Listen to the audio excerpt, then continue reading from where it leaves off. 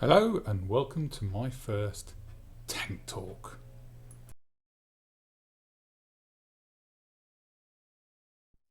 What I'm going to talk about today is 5 motorbikes that I would like to own.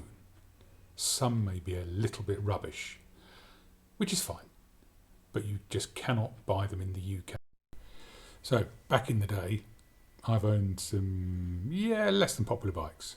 So one of my absolute favourites was the Motor Jikov MJ50, which is more commonly known as, it's more commonly known as some different names on the continent, but it was a 50cc, 2-stroke, weighed nothing machine that could do 50 miles an hour, and I owned it at the same time as I owned the K1200 RS, and the amount of times I took the Jikov out over the K1200 because it was just, I just couldn't cut. I just didn't like the weight and the bulk and the heft of the K1200. So I just didn't like the bike, and maybe it was just a complete reaction to owning that machine. But I've owned one of those, a classic 350 Jawa in the black and chrome scheme.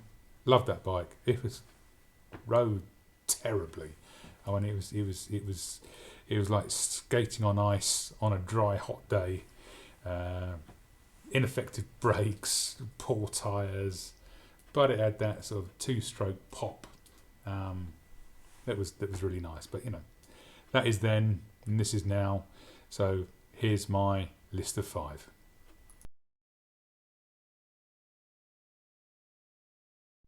So if you see the videos before, you'll notice that I've been working on Keeway RKS125, which has an earth-shattering 8 brake horsepower and weighs 130 odd kilograms. Can't pull the skin off a rice pudding, but great fun to ride. It's a bit agricultural, not the greatest thing in the world. I like it, and I'm enjoying it, and there's very few of them out there. And so on that basis, I've got a Keeway on the list, and it's the RK250V. It's a V-twin 250cc air-cooled bike, 18 brake horsepower, 180 kilograms. It's a cruiser. It just looks nice. Again, I like the idea of a lightweight cruiser. Obviously, you've got the Royal Enfield Meteor is the one that is commonly sold in the UK, but I do like the path less travelled, and at the moment this bike is not available in the UK, so it's the first bike on my list.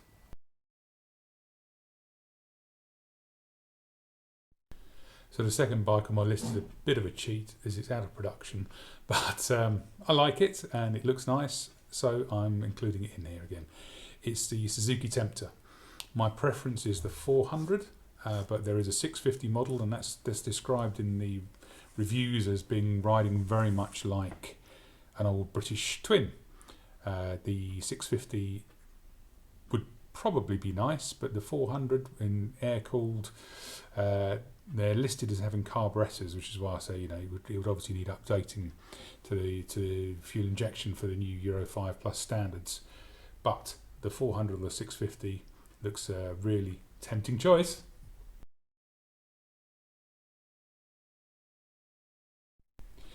Bike number 3 is only, I think, sold in India. It's Harley Davidson X440. Again, a single cylinder 440cc cruiser style bike.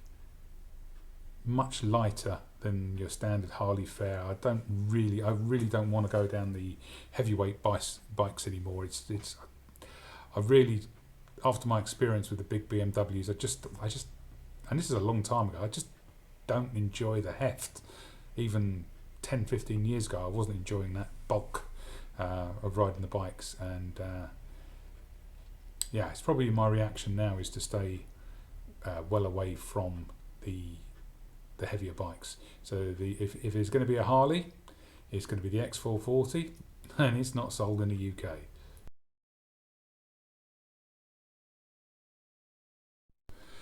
Bike number 4 is a real departure from all the other ones, but having watched Motor Inc.'s review of the bike, I'm really quite captivated by it. Is the TVS 310. The bike's 174 kilograms. It's got what you could say for a 300cc engine, or 312cc. Let's not split hairs here. 38 brake horsepower, I think, is or 38 PS is what I would say is a good result out of that size of engine. It looks amazing. The reviews it gets are amazing. I just like the look of it. I don't know how I'd get on with it, to be honest, to being the sports bike, but it's not available in the UK. It's got that sort of, I want to have a go and I can't get it sort of feel to it. And my suspicion is, if I'm honest, it's going to end up with a Norton badge on it and be sold in Europe at that rate level. And it may well be waiting until the 450cc engine is available that's being developed by BMW, if they're prepared to share that with TVS on the production lines. Time will tell if that's the case, but I would say if it has that 450cc engine along with this chassis and suspension setup, I think it'd be an absolutely fabulous bike. So we shall see, but that's why it's number 4 on my list.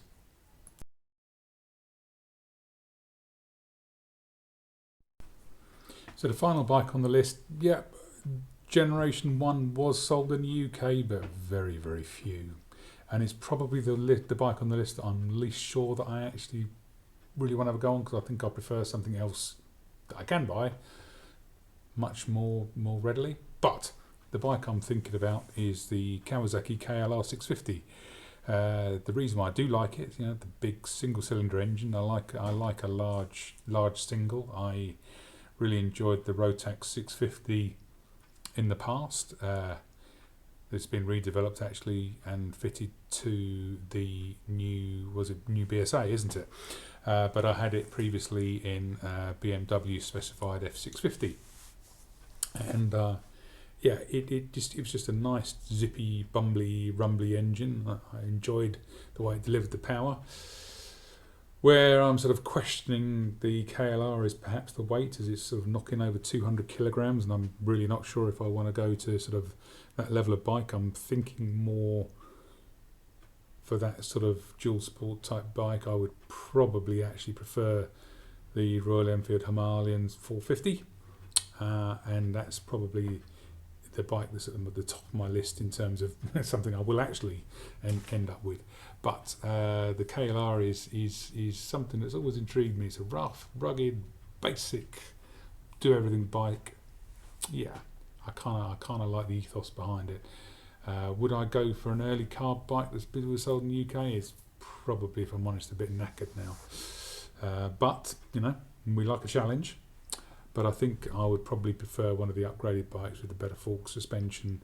Definitely the fuel injection would make life a lot easier, because I don't know if I'd particularly fancy strip and rebuild carburetors every 5 seconds with the new ethanol-based petrol. But yeah, that is bike number 5. If you like the list, give us a like. If you think I'm talking nonsense, you got the thumbs down. If there's a bike that you can think of that I haven't mentioned, put it in the comments below. I'll be really interested to see the bikes I've missed, or if there's bikes from these brands that you prefer instead, or if there's just something that I've just completely not thought about. But anything what I'm talking about here is bikes really under 200 kilos, singles or V-twins, cruisers or classic style bikes, and dual sports, which is obviously bike number 5. Thanks if you got this far. It's been a pleasure. And we'll see you next time. Thanks for watching.